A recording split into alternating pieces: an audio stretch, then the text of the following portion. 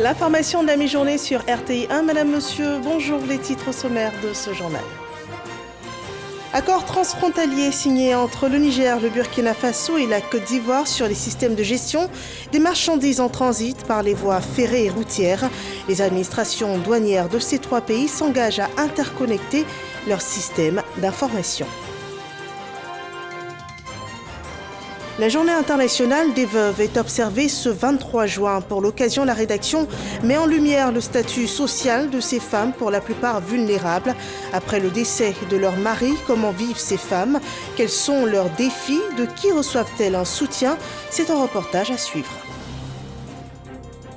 Et hors de chez nous, l'ex-président mauritanien a été écroué depuis hier soir sur décision du juge chargé de l'enquête pour corruption présumée dans laquelle Mohamed Ould Abdelaziz, au pouvoir de 2008 à 2019, a été inculpé en mars dernier. Une arrestation qui intervient quelques jours après le refus de l'ancien dirigeant de se présenter à la police, tel qu'impose son placement en résidence surveillée.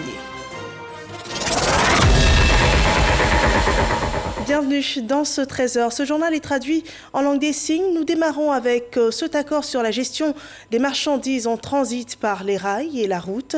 La Côte d'Ivoire s'accorde avec le Burkina Faso et le Niger pour l'interconnexion des systèmes d'information de leur administration douanière. Un accord qui s'inscrit dans le cadre du programme d'appui au commerce et à l'intégration régionale, suivant ces explications de Cheikh Koné. C'est désormais chose faite. 2 ans après le lancement réussi du système interconnecté de gestion des marchandises en transit SIGMAT par la route, le Niger, le Burkina Faso et la Côte d'Ivoire viennent d'être interconnectés par le SIGMAT par voie ferrée. Cette solution baptisée SIGMAT concernait jusqu'à ce jour uniquement le transit routier. Les administrations douanières de la Côte d'Ivoire et du Burkina Faso, percevant les faiblesses d'une absence d'interconnexion sur le transit des marchandises par chemin de fer, ont convenu, au risque de voir leurs efforts vains, d'étendre cette solution à la voie ferrée. La signature de la circulaire conjointe du protocole d'accord d'extension du SIGMAT par les directeurs généraux des douanes des 3 pays est un moment historique dans la sécurisation de leurs opérations de transit. Le SIGMAT étendu au transport des marchandises par voie ferrée va ainsi permettre une traçabilité et un suivi dématérialisé de l'ensemble des procédures de transit entre les 3 pays impliqués. On avait déjà une interconnexion entre les systèmes douaniers de nos pays, la Côte d'Ivoire, le Burkina. Maintenant, nous basculons également à l'interconnexion pour assurer, on va dire, un meilleur suivi des transports ferroviaires entre nos différents pays, Côte d'Ivoire, Burkina et Niger. Et donc ça va nous permettre d'assurer la sincérité des informations qui sont produites et assurer un meilleur suivi du transit douanier dans nos pays pour éviter des déversements frauduleux sur nos territoires qui, à la fin de la journée, sont nuisibles à la compétitivité de notre économie. Et à terme, l'idéal serait que l'ensemble de nos pays soient interconnectés, donc pour nous permettre de mobiliser suffisamment de ressources au niveau de la fiscalité des ports pour financer nos économies. L'interconnexion des systèmes informatiques douaniers constitue une avancée majeure dans la gestion du transit. Cependant, elle ne saurait résoudre tous les problèmes, ont expliqué les responsables des services douaniers. C'est pourquoi ils réclament un renforcement de la gestion de la garantie et le renforcement de la surveillance par le recours aux nouvelles technologies, y compris en matière de géolocalisation. Voilà un accord pour un meilleur suivi des procédures de transit entre ces 3 pays. L'union fait la force, le proverbe motive bien des secteurs. Les acteurs mondiaux du caoutchouc ont aussi fait un autour des problématiques de leur secteur. C'est à l'occasion du premier sommet virtuel sur le caoutchouc. En direct d'Abidjan, la rencontre a vu la participation de 22 pays. Le sommet a aussi enregistré 14 conférences et 4 panels. Un peu plus de 10 jours après la clôture, que retiennent les producteurs ivoiriens? Quels acquis pour le développement de la filière ivoirienne de caoutchouc? On fait le bilan avec Noël Gagnon dans le dossier Ecoplus de la semaine. On regarde. L'EVA et la Côte d'Ivoire. Le mariage date de 1953 avec au commencement les plantations industrielles. Puis a suivi la vulgarisation avec l'avènement des plantations villageoises. Au nom des planteurs dits villageois, Kamara Youssouf. Le mariage avec l'EVA a commencé en 96-97 et en 2001, j'ai commencé ma plantation. pour le planteur qui a une petite superficie. Chaque année, de la première année jusqu'à la troisième année, il faut faire des remplacements, il faut faire les ouvertures de lignes pour que le plant d'EVA qui est mort puisse être remplacé afin d'avoir une bonne densité à la saignée. Au bout du compte, Kamara Youssouf est aujourd'hui propriétaire d'une vingtaine d'hectares d'EVA et a une lecture de la tenue du sommet mondial virtuel sur le caoutchouc en terre ivoirienne. Ce sommet, c'est le couronnement du travail de la Côte d'Ivoire au niveau de l'EVA-culture. Au cœur de cette rencontre, l'avenir du caoutchouc en tenant compte des aspects inclusifs, de la durabilité et de la croissance, dans un monde marqué par la pandémie de la Covid-19 et le changement climatique. Voilà le menu des 4 jours de change d'Abidjan, des consommateurs, chercheurs, usiniers et producteurs de Côte d'Ivoire et le reste du monde, sous l'égide de l'IRCG. Cela en mode virtuel. Un défi que la Côte d'Ivoire a relevé. On a compensé la distance par la technologie. La technologie, pendant les 4 jours, nous n'avons pas eu de défaillance technique. Nous avons relevé le défi technique. Les problèmes d'électricité, les problèmes de connectivité ont été résolus. Nous avons suivi cette conférence comme si tout le monde était regroupé ici à Abidjan ou tout le monde était regroupé à Singapour. Au-delà des défis numériques relevés, quel est l'avenir du caoutchouc en Côte d'Ivoire et dans le reste du monde? S'agissant de la filière ivoirienne, elle jouit d'un avantage comparatif notable du fait de son organisation. Nous avons, au niveau de la PROMAC, fait en sorte que des clones à haut rendement, des produits de qualité soient distribués aux paysans. Ensuite, il y a un suivi régulier par l'encadrement agricole. Associant à cela les fruits de la recherche avec en pole position le matériel végétal et l'introduction de la saignée inversée dans le milieu rural qui a valu à la Côte d'Ivoire une reconnaissance de l'IRDB. Il y a les 2 aspects, la maîtrise de la technique de saignée et le fait d'avoir introduit la saignée inversée en milieu villageois, parce que le milieu villageois actuellement a plus de 80% de la production. Les acquis sont réels. À titre d'illustration, le niveau de productivité parmi les plus importants au monde. La saignée inversée a été introduite à partir de nos travaux en 2000. La productivité est remontée et on est passé crescendo jusqu'à 1600 kg sec à l'hectare. Reste la question de la durabilité et de la traçabilité. Faire en sorte que ce caoutchouc soit labellisé. À travers le monde, quand on dit le caoutchouc de Côte d'Ivoire, que tout le monde se dise « Ah oui, c'est un produit de qualité ». Voilà nos objectifs. Et à partir de ce moment, tous les acteurs, chacun à son niveau, tirera profit du travail qui est accompli. Pour ce travail constant et régulier, la recherche se dispose à jouer sa partition. Face au nouveau climat qui s'impose à nous, au nouvel environnement de production, il faut que la recherche, à travers la sélection de clones appropriés, de variétés appropriées à ce nouvel environnement, soit mise à la disposition. Non seulement le matériel végétal, mais la manière de cultiver, la manière de conduire la plantation, la manière d'exploiter le tronc de l'arbre, tout ceci doit être mis en faveur au service du producteur et de l'arbre pour une activité rentable et, n'oubliez pas ce mot, durable, de manière durable. Voilà qui conforte Kamara Youssouf pour l'avenir du caoutchouc. L'espoir au niveau du caoutchouc, parce que le Premier ministre nous a demandé d'explorer d'autres voies pour l'utilisation du caoutchouc. Et à partir du moment où on va explorer d'autres voies pour l'utilisation du caoutchouc, ça va permettre d'accroître la demande. Et quand la demande est importante, il va sans dire que le prix aussi sera fortement impacté et ça va vraiment arranger les planteurs. La filière évéicole ivoirienne, c'est 7 plantations industrielles et 160 000 dites villageoises. Ces 2 acteurs de la filière exploitent 650 000 hectares. La production nationale est estimée à 950 000 tonnes de caoutchouc sec pour un rendement moyen de 1,6 tonne à l'hectare. Et pour résumer, l'introduction de nouvelles méthodes de saignée, la maîtrise de ces techniques de production, la labellisation des produits de l'EVA et aussi de nouveaux dérivés. Voilà comment se définit l'avenir du caoutchouc ivoirien. Un ensemble de défis à revoir dans ce dossier réalisé par Noël Gnagno, un dossier à revoir sur rti.info. Dans ce journal, nous portons aussi nos regards sur les veuves. Dans la plupart des communautés, ces femmes qui ont perdu leur conjoint sont dans un perpétuel combat pour leurs droits fondamentaux, leur dignité, la survie de leurs enfants, très souvent sans mesure de soutien. Les Nations Unies en dénombrent plus de 258 millions dans le monde.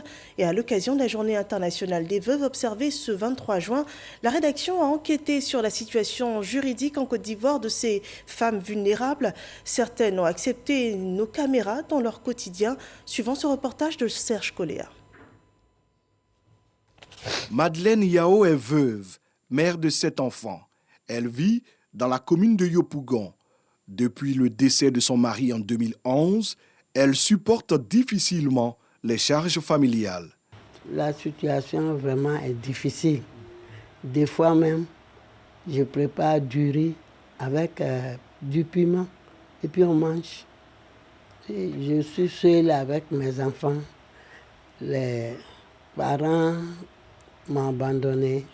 Petit Toit Rouge, dans la commune de Yopougon, Jeanne-Louise, mère de 10 enfants, a perdu son époux en 1989. Sa situation est beaucoup plus reluisante. Grâce à de petites activités commerciales, elle est parvenue à subvenir aux besoins de ses enfants. Je vends l'eau, les jus, les gâteaux, je ne peux pas les abandonner. Dieu me disait 10, mais Dieu me donnait quand même les moyens, avec les choses que je vendais pour m'occuper d'eux. C'est eux qui payent ma maison. Et actuellement, ils sont en train de construire ma villa qui est vers Bassam. Nadège et Marie-Laure, ces 2 filles, témoignent des efforts consentis et de la générosité de leur mère. Aujourd'hui, ces enfants constituent un soutien pour elles. Certains parmi eux vivent en Europe. En tout cas, vraiment, c'est ma copine. Elle est tout pour moi aussi. C'était depuis que mon père est décédé, elle ne m'a jamais laissé. Depuis mon enfance, elle m'a toujours aimée. Et je l'aime vraiment de tout mon cœur. Une dame qui est vraiment battante. Voilà. Elle ne dort pas. Elle est beaucoup battante et puis elle aime beaucoup ses enfants. Donc du coup, elle a réussi à nous aider. Aujourd'hui, on a grandi, on travaille. C'est une grâce. Aujourd'hui, en Côte d'Ivoire, la situation des veuves reste encore précaire. Les droits de ces femmes ne sont pas suffisamment reconnus. Sur le plan juridique, celle qui est reconnue par la loi, c'est celle qui est mariée légalement. Et les autres, on les appelle les concubines. La loi de 1964 ne prenait pas en compte les veuves, c'est-à-dire elles ne peuvent pas hériter de leur défunt mari.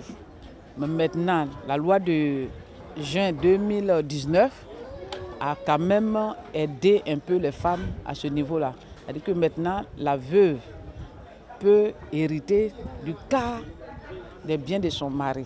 À l'occasion de la célébration de la Journée internationale des veuves, chaque 23 juin, des organisations comme l'ONG Minoge mènent des actions pour la promotion sociale de ces mamans, parfois livrées à elles-mêmes. Nous cherchons à les épanouir spirituellement, moralement, parce qu'une veuve qui n'a personne pour l'aider à sourire, ce n'est pas bon. Et donc déjà, nous sommes auprès d'elles comme des personnes qui les soutiennent et leur donner la force de vivre. Perdre un époux, ce n'est pas facile. Et surtout quand tu es en phase avec la famille et que quand ça va, c'est bon. Mais quand ça ne va pas, tu es livré à toi et aussi avec les enfants. Formation, insertion et aide financière. Des actions initiées par l'ONG pour l'épanouissement des veuves. De quoi les réjouir. Quand les périodes de la rentrée arrivent, elles nous donnent des fournitures pour nous aider, la rentrée des enfants. Vraiment, cette ONG, c'est Dieu qui m'a fait grâce de croiser la maman. Elle s'occupe très bien de moi. La nourriture ne manque jamais dans ma maison. Elle me soutient financièrement, elle me soutient vraiment moralement. Selon les Nations Unies, le nombre de veuves est estimé à plus de 258 millions à travers le monde entier. 115 millions d'entre elles vivent dans une extrême pauvreté. Voilà, et on a bien vu, la situation est différente d'une famille à une autre. Dans l'ensemble, ces femmes vivent dans une situation de précarité, espérant que les lignes bougent pour un statut juridique profitable à toutes les veuves. Dans la commune de Songon, 1500 femmes, tout statut social confondu, ont reçu des dons devant aider à leur autonomisation. Des pagnes, des machines à coudre, des machines à broyer. Ce sont dans l'ensemble du matériel permettant de débuter une activité rémunératrice. Une action sociale menée par le ministre-gouverneur du district d'Abidjan, Robert Begré-Mambé, dont nous parlent Laure Goretti et Grace Kando. Machines à broyer, à coudre, pagnes et casques de coiffure. Des dons du ministre-gouverneur Robert Begré-Mambé, par ailleurs député de la commune de Songon à 1500 femmes de cette localité. Valeur des dons, 12 millions de francs CFA. Je suis très heureuse d'avoir le pain. Je dis merci à monsieur le gouverneur. Merci pour ce qu'il fait pour son village, pour Songon. Nous sommes prêts pour lui. Merci à papa Begré-Mambé. Que Dieu lui donne longue vie. Que pain qu'il m'a donné là, je n'ai qu'à vieillir ça. Pour Begré-Mambé, ces dons sont l'expression de son encouragement aux femmes de Songon pour leur autonomisation. Nous avons des instruments d'autonomisation. Nous allons passer de village en village pour leur donner ces cadeaux de sorte à ce que ça bénéficie à tous nos mamans, de tous les partis politiques. Outre la volonté de voir les femmes de sa commune mener des activités génératrices de revenus et de se prendre en charge, Robert Begré-Mambé les exhorte à œuvrer pour la réconciliation nationale. Le président Lassane a demandé que la réconciliation soit dans le verbe et dans l'action. Les deux doivent aller ensemble. Donc la réconciliation n'est pas de faire les discours, il faut les actes. Comme vous avez vu ce matin, il y a les femmes du RHDP, les femmes du RPI, les femmes du PDCRDA, les femmes des autres partis politiques et même les femmes de la société civile. Le donateur n'est pas à sa première action. Il compte poursuivre cet acte de solidarité. Objectif, aider les femmes à sortir de la pauvreté. Et avec les femmes, la célébration, c'est tous les jours dans le district des Lacs.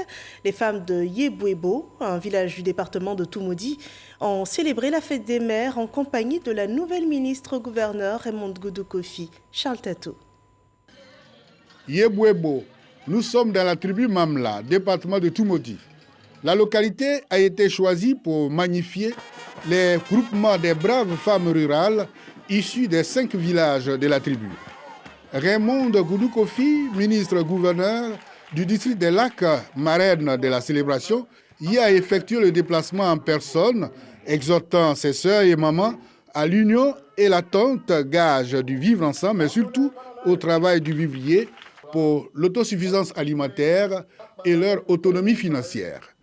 Elle a mis à profit la célébration pour témoigner sa reconnaissance au chef de l'État. Le président de la République est un homme de développement et j'espère pouvoir remplir la mission qui vient de m'être assignée, n'est-ce pas, conformément à ce que le président de la République attend de tous ses collaborateurs. Solidarité gouvernementale oblige, le ministre de l'Équipement et de l'Entretien routier, Amédée Kofi Kwaku, en tournée de travail dans le Bélier, est venu également prendre part à la cérémonie d'hommage aux femmes. Nous voudrons profiter pour dire merci au président de la République pour cette grande marque de sympathie qu'il a envers la région et dire à monsieur le Premier ministre aussi que nous le remercions. Dans cette région donc des Lacs, il y a beaucoup de challenges en termes de développement. Ce sont des problèmes qu'elle aura donc à gérer avec les différents conseils régionaux. Et nous serons donc à ses côtés pour qu'elle puisse bien accomplir sa mission. La tribu Mamla compte 5 villages. Les femmes célébrées issues des 5 villages de cette tribu ont des coopératives très performantes en matière du vivrier. Centre du pays, parlons cette fois de la lutte contre la malnutrition. À Yamoussoukro, 11 comités régionaux pour la nutrition, l'alimentation et le développement de la petite enfance ont été mis en mission. Ils devront, dans les différentes zones d'affectation coordonnées, suivre et évaluer les interventions nutritionnelles avec un accent particulier sur les enfants. Kader Sogodogo. L'accès aux principaux services de développement, notamment la santé, la nutrition et la protection sociale, reste un impératif pour la petite enfance. À cela, il faudra ajouter l'attention dont l'enfant doit bénéficier dans le cadre familial, ce qui va l'éloigner de nombreuses difficultés. En adhérant depuis 2013 au mouvement mondial Skolindap Nutrition, l'engagement du gouvernement de Côte d'Ivoire allait être traduit par la création du Conseil national pour la nutrition, l'alimentation et le développement de la petite enfance.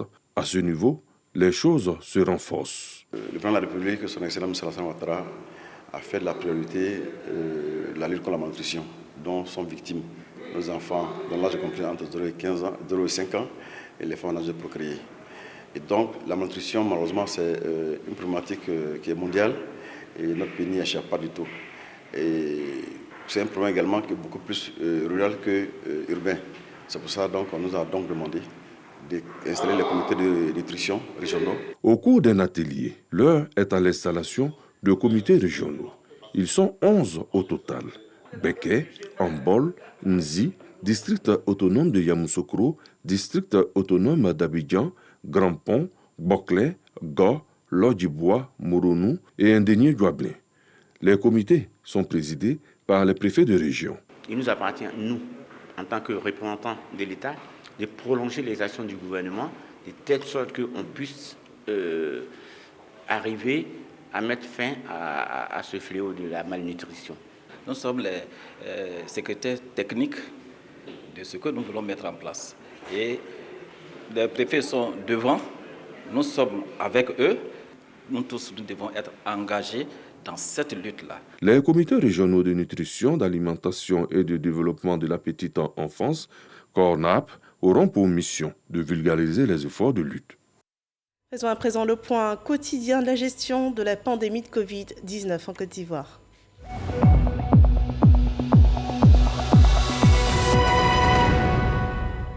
La courbe des cas en ce moment est plutôt rassurante, mais nous sommes loin d'être hors de danger.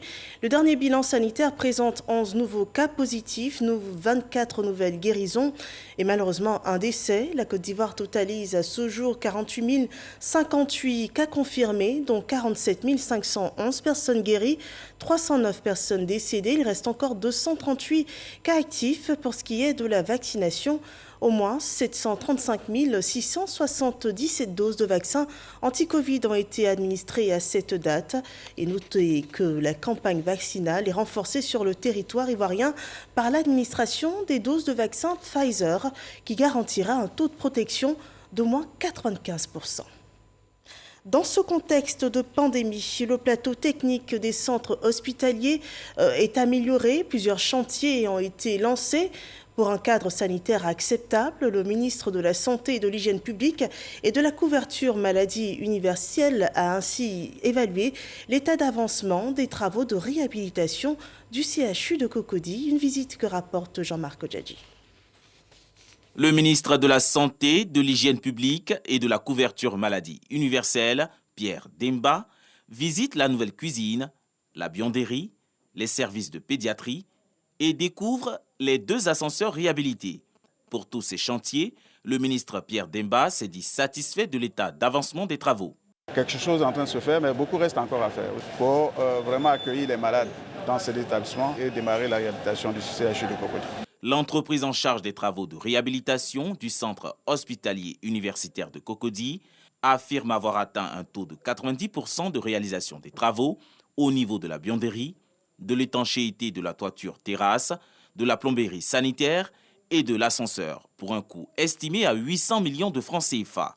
En attendant la suite des travaux des autres services, aussi nécessaires, le CHU de Cocody offre aujourd'hui un cadre idéal pour le personnel soignant, les parents des malades et autres visiteurs.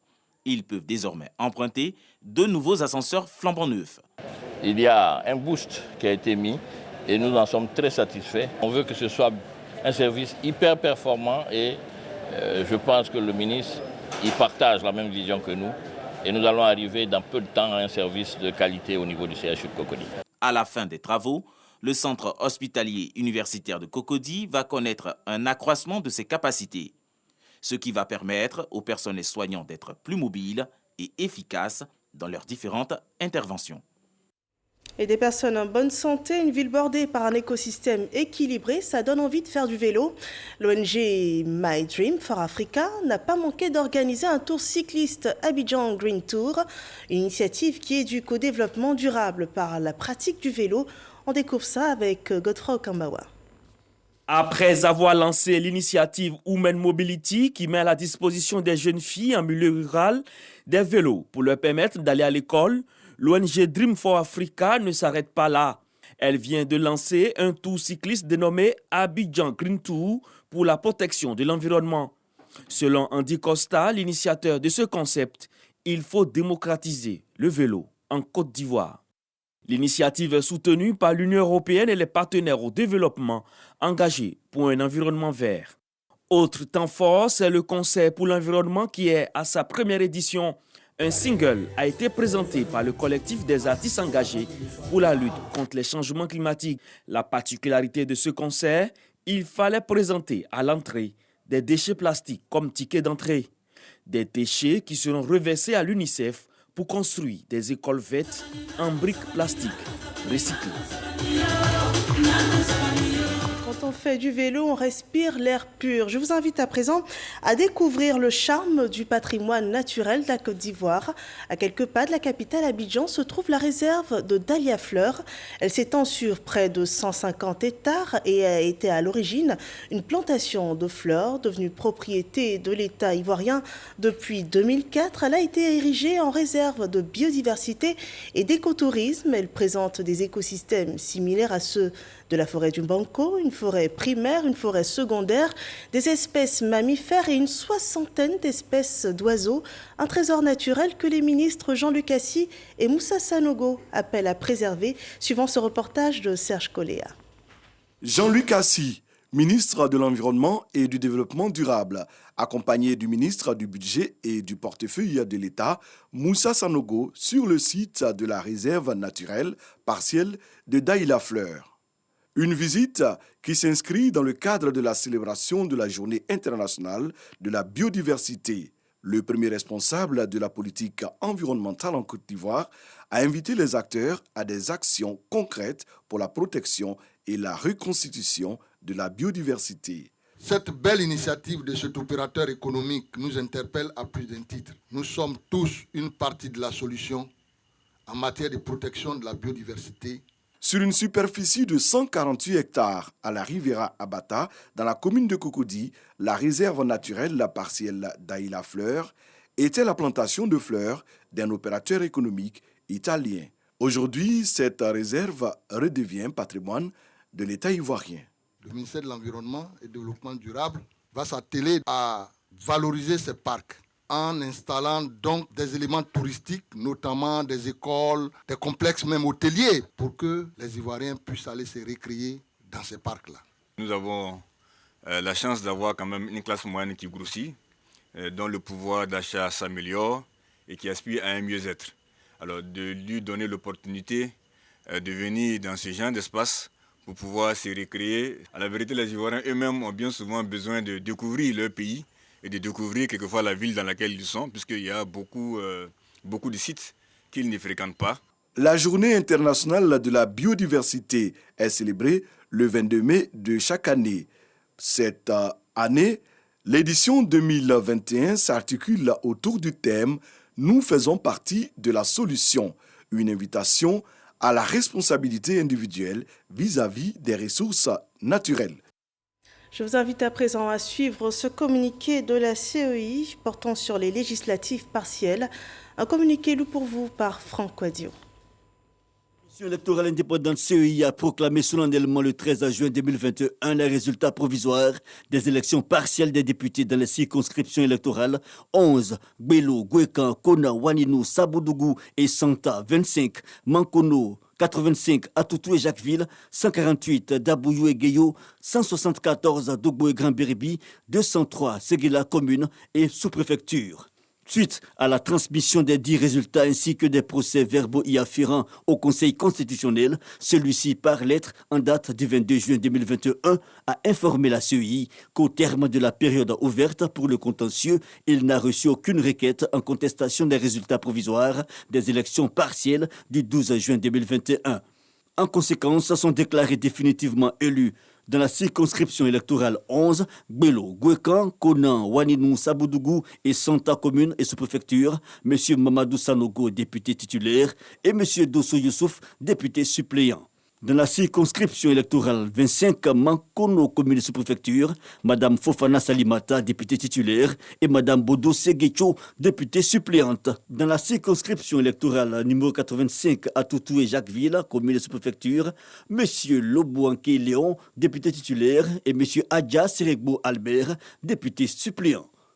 Dans la circonscription électorale 048 d'Abouyou et Gueyo, commune et sous-préfecture, M. Blessaï Félix, député titulaire, et M. Zobo Kelekouba Blaise, député suppléant. Dans la circonscription électorale 174 d'Ogbo et Grand-Béribi, commune et sous-préfecture, M. Iepawa Cyril, député titulaire, et M. Bon Nemelin Émile, député suppléant. Et enfin, dans la circonscription électorale numéro 203 à Séguéla, commune, M. Bakayoko Zoumana, député titulaire, et M. Timité Saindou, député suppléant. La CEI transmettra les noms de ces nouveaux élus à l'Assemblée nationale.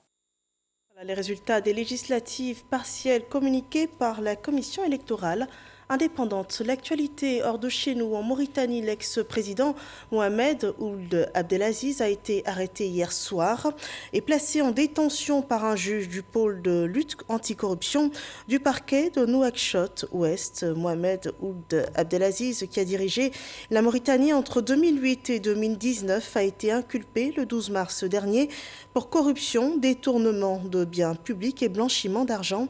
Des faits qu'il a toujours niés et ses avocats dénoncent cependant une décision arbitraire. L'ancien président serait, selon eux, victime de règlements de comptes politiques. Au Pérou, un fort séisme de magnitude 6 a frappé Lima et d'autres secteurs de la côte centrale hier soir. Aucun dommage majeur ou victime n'ont été immédiatement répertoriés selon le Centre sismologique national, écartant ainsi tout risque de tsunami. Ce tremblement de terre intervient alors que le pays attend toujours la proclamation officielle des résultats du second tour de la présidentielle du 6 juin dernier. Le jury national électoral étudie encore les recours déposés par Keiko Fujimori qui a demandé l'invalidation de plusieurs dizaines de milliers de suffrages. Voilà, c'est la fin de ce journal. Merci de l'avoir suivi. À 15h, le retour de l'information sur RTI 1. Je vous retrouve demain à 13h pour le journal de la mi-journée. Je vous souhaite un excellent après-midi sur RTI 1.